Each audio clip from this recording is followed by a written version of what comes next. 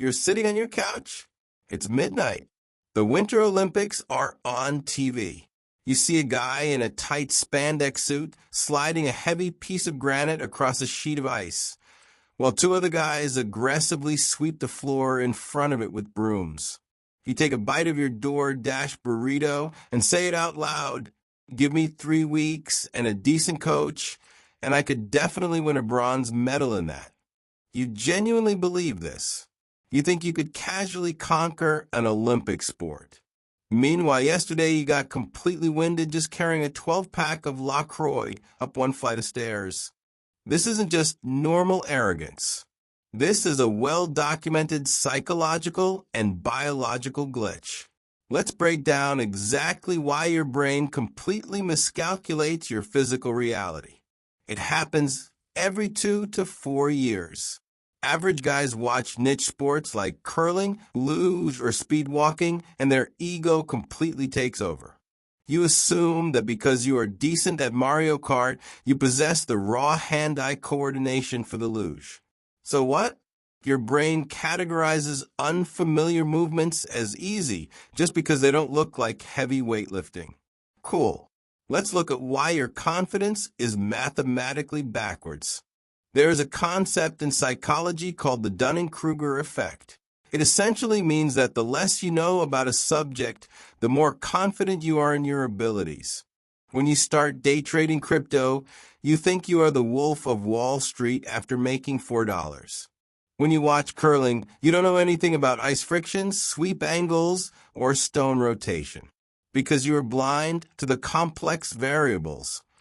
You're sitting at the absolute peak of Mount Stupid, judging elite athletes while resting your LaCroix on your stomach. So what? You literally lack the required knowledge to realize how badly you would fail.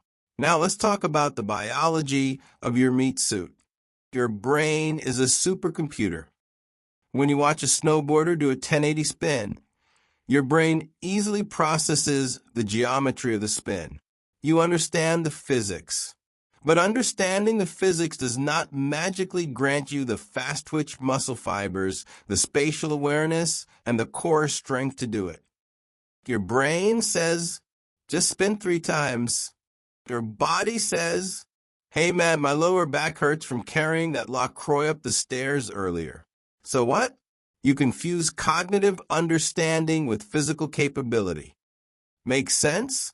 Okay. So why does your ego do this to you? Your brain is designed to protect you from the depressing reality of your own mediocrity. The modern world is stressful. You have a boss you hate, rent is too high, and you are exhausted. Accepting that you are completely average is a tough pill to swallow. So your brain gives you a little hit of dopamine by convincing you that you have untapped elite potential. It is much easier to say, I could be an Olympian if I actually tried, than to accept that you physically peaked in 10th grade gym class. So what?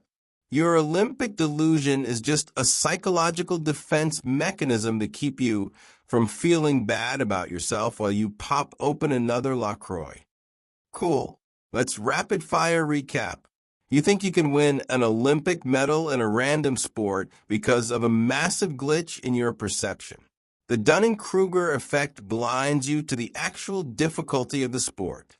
Telephoto broadcast lenses compress depth and hide the terrifying reality of the environment.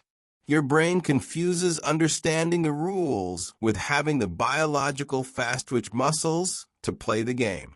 You lack a normal guy baseline because you are only watching genetic mutants compete against each other. And ultimately, your ego lies to you to protect you from your own physical mediocrity. Final takeaway, you are not an untapped elite athlete. You are a regular guy whose joints pop when you stand up too fast. The athletes on TV have dedicated their entire existence to mastering micro-movements you didn't even know existed. Respect the athlete. If this video ruined your dream of winning gold in curling, hit the like button. Subscribe so you don't miss the next dose of reality. Drop a comment below with a specific sport you falsely believe you could dominate with 3 weeks of practice. I'll see you in the next one.